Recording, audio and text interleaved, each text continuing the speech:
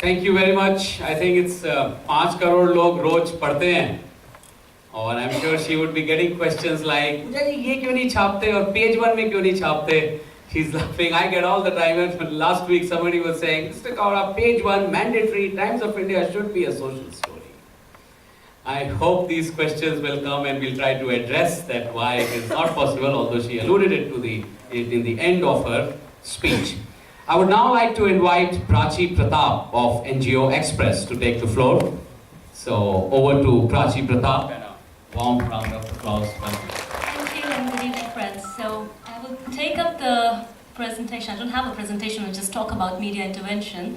I'll take it from the spicy part because our magazine is totally dealing with social welfare sector and people always say it's just about problems and some solutions, but mostly problems you're identifying. So I'll start with a little story. I had gone to one of the homeless shelters, a night shelter for the homeless people, and it is more of a semi-permanent shelter in winters where they have a lot of women and few children staying with them. It looked very good, and the corporate which is running and funding it was very proud of it and told me a lot of good things. And since I went at night around 11ish, it was I think in the month of November, it looked good. They had all the facilities and amenities needed in one of these shelters for people who don't have houses and roofs. It was brilliant, except for one little Afghani refugee boy comes to me and tells me, it's not good here. They're not nice to us. They're only nice when you people visit us. And I was in a moral dilemma. Should I talk this to the person who is in charge of it? It's a CSR activity, or should I just accept it for what it is? I mean, after all, these are homeless people and they're getting something rather than nothing and spending their nights on the street. Or do I need to just become a little more compassionate and it is their right to, after achieve one level, they need to demand the next? What is it that they're going to? Finally, I gathered the courage of not accepting that joys and sorrows are identical in their situation of the lesser privileged, and reported the matter to the CSR head of the corporate. By the grace of God and my good luck or their good luck, the matter was addressed and they have better facilities. It's a homeless shelter in Regarpura. Anyway, next point that I come down to is media responsibility and intervention in CSR is extremely important, because oftentimes it's noted that media becomes just subjected to ownership, or on the mercy of advertisers. We can say this and we cannot say that, but sometimes the courage is needed to really address the issues. Often we also notice that there are areas of policy lack. I mean, government is not there everywhere to cover every issue. There are policy paralysis, but there are also lacks. And what we do as media is identify those issues. Say there is a place in a village where women don't have proper health care. We identify those areas of lack. We also identify the NGOs which are willing to work over there. Then we put the two together and approach certain corporates who might be willing to participate in it under their CSR scheme.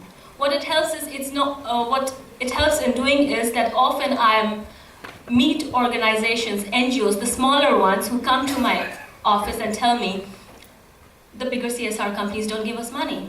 We have good projects, we want to work, but it's almost like their doors are closed to us.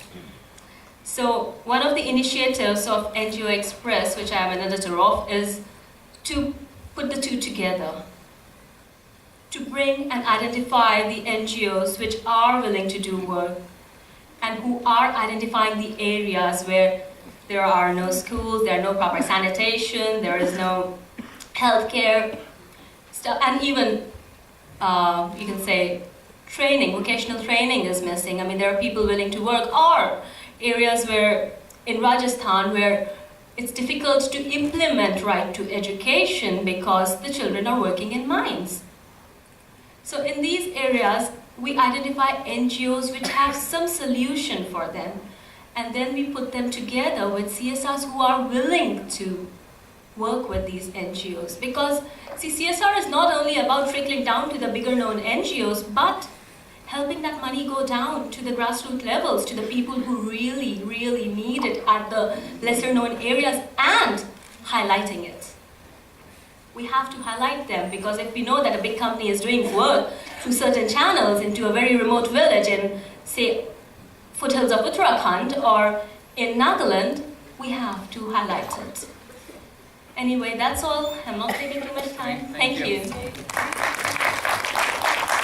Thank you for cross-subsidizing Gunjan Patel's spillover. So I think we'll be coming back on track, because I don't want to give the Q&As, Otherwise we'll just talk and then not be able to give, because we will have to end on time to be kind to the other person.